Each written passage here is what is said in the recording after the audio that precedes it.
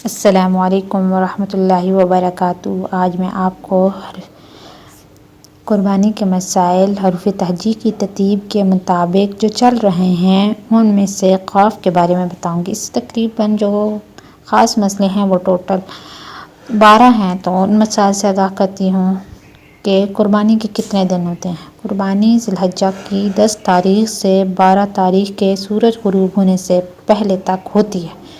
13ویں تاریخ کو قربانی نہیں ہوتی ہے، یعنی قربانی صرف 3 دن تک ہو سکتی ہے۔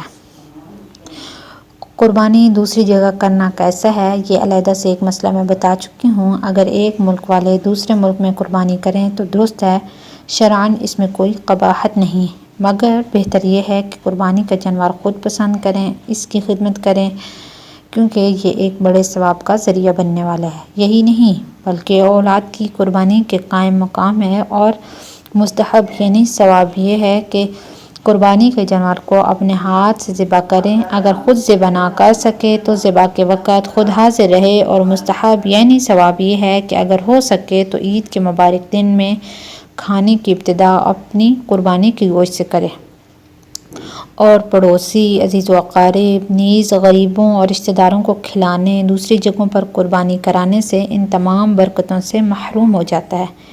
ہاں، اگر کسی عذر یا شرعی مصلحت کی بنا پر دوسری جگہ یا دوسرے ملک میں قربانی کرائی جائے تو نہ صرف پورا ثواب ملے گا بلکہ زیادہ ثواب ملنے کی امید ہے۔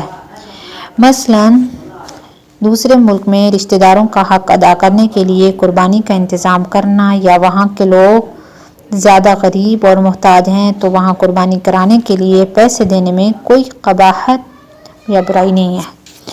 یہ مسئلہ قابل توجہ ہے کہ اگر ہو سکے تو عید الاضحیٰ کے مبارک دن میں کھانے کی ابتدا اپنی قربانی کے گوشت سے کرے۔ یہ مستحب یعنی ثواب ہے، البتہ یہ کوئی ضروری، واجب اور لازمی حکم نہیں ہے، یعنی یہ واجب نہیں ہے، لازم نہیں ہے، فرض نہیں ہے۔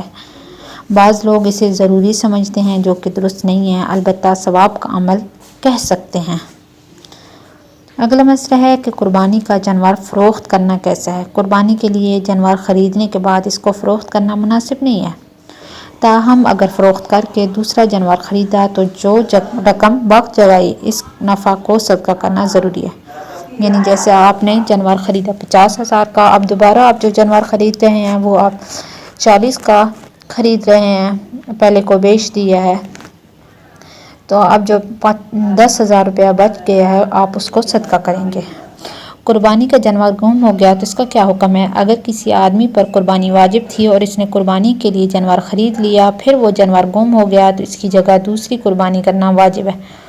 اگر دوسرے جانور کی قربانی کرنے کے بعد قربانی کے ایام میں پہلا جانور مل گیا تو اس جانور کی قربانی کرنا واجب نہیں ہے، البتہ اس کی بھی قربانی کرنا بہتر ہے۔ اگر یہ غریب آدمی ہے اور اس پر قربانی واجب نہیں ہے اور اس نے قربانی کی نیت سے جانور خرید لیا اور وہ گم ہو گیا، پھر اس نے دوسرا جانور لے کر قربانی کی اور قربانی کے ایام میں گم شدہ جانور بھی مل گیا، تو اس صورت میں گم شدہ جانور کو بھی قربان کرنا ہوگا، کیونکہ غریب آدمی جب کوئی جانور قربانی کی نیت سے خریدتا ہے تو نذر و منت کے حکم میں ہو جاتا ہے، اور نذر کا پورا کرنا واجب اور ضروری ہے۔ قربانی کا جانور متعین ہوتا ہے یا نہیں۔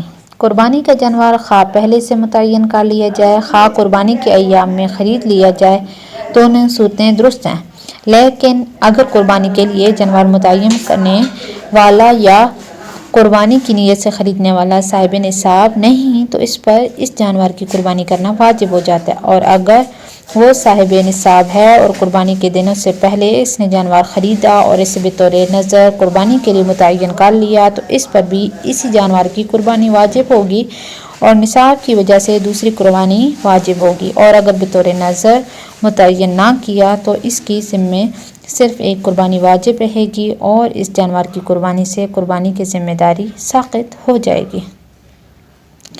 یہ مسائل قربانی کے مسائل کا انسائکلوپیڈیا، جس کی تالیف مفتی انعام الحق صاحب قاسمی نے کیا، وہاں سے لیے گئے ہیں۔ السلام علیکم ورحمۃ اللہ وبرکاتہ۔